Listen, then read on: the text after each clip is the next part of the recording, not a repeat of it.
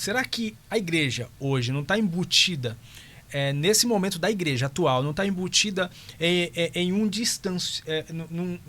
distanciamento de Deus, ao ponto de ser a era da igreja que mais se distanciou de Deus na história? Eu acredito que sim, porque, como eu disse aqui, quando a gente estava conversando, já fazem aproximadamente 40 anos que nós estamos nessa caminhada, né?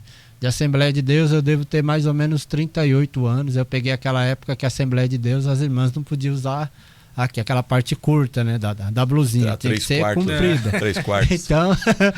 Então a gente acompanhou algumas histórias, né? E a gente viu como que era a vida da igreja naquela época, como que era a dimensão, como que era a oração, como os milagres aconteciam, como eram as conversões genuínas.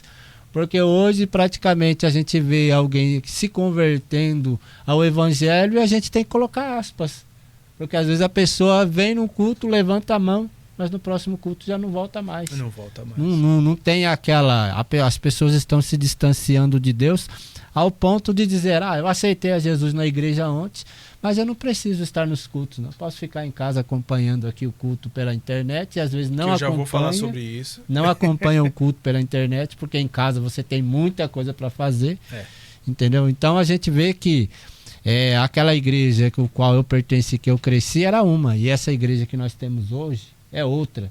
É diferente. Mesmo sendo a mesma placa, ela é diferente exatamente por causa dessa situação de que muitos de nós, de maneira, vamos colocar, socialmente a igreja está se afastando de Deus. Ou seja, a maioria dos membros já não tem mais aquele compromisso firme com Deus, de busca, de devoção, de jejum, de oração. Não é a mesma conexão, Marco. Não tem a mesma conexão com Deus, no caso. Né? Com Deus.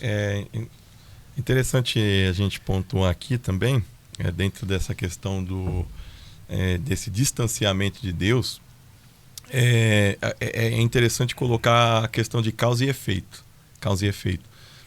Por quê? Porque nós estamos diante de um fenômeno que eu acho que é inegável, né? As pessoas, embora os números, né? Você vai pegar dados aí principalmente do IBGE, os censos realizados, aparentemente, né, nós temos vivido um crescimento da igreja evangélica aqui no Brasil. Sim.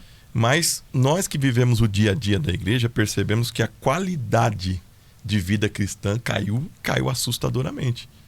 Então a gente está diante de um número que é um número um número inflado, né? Mas a realidade é que nós temos no Brasil muitos evangélicos e poucos cristãos. E é muito importante a gente fazer Você repita isso depois. Desculpa cortar seu raciocínio. Sim.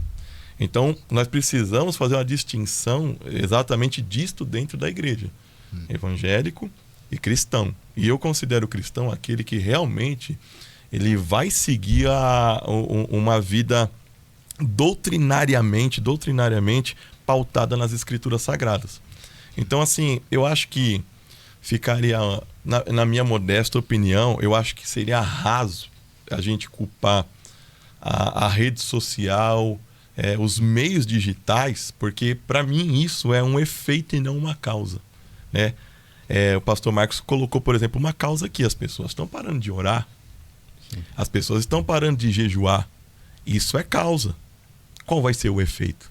Então a rede social ela vem, o celular ela vem como um efeito de coisas que já estão sendo produzidas de maneira equivocada na nossa vida cristã. Então é a mesma coisa de você cavar uma cova e assim, você não sabe em que momento você mesmo vai cair nela.